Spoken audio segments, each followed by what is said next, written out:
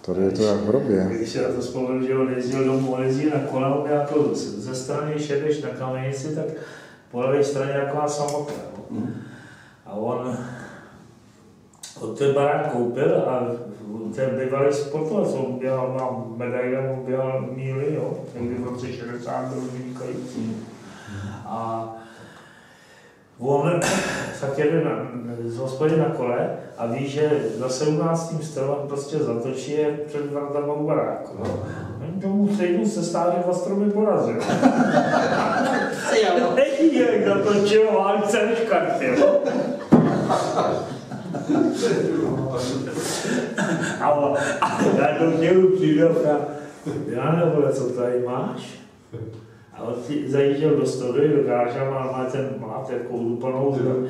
A on jak jezdil jako s těma medikama jako instruktor návody a takhle, protože jako sportovci, tak ty vyřazený hůlky, lyžařský zapíchaný, on měl Volvo toho hranatý starý. Jsem takhle zajedu, když se ta hůlka pohne, tak jsem akorát zaparkoval.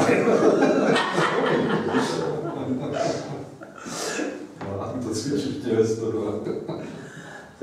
Pardon, přišel, tyhle měla to rok asi Michala Saras taky z Gimplu a tak tam vyprávěli, jak je tohle, jak ta jedna její, co s ní studoval na Gimplu, holka tak šla na medičku a přišla na autonomii k tomu blbcovi, vždycky, no tak jste, když se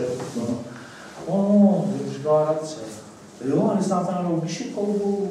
No, to je spolužačka. To máte teda spolu. To já tu rodinu nemám vůbec rád.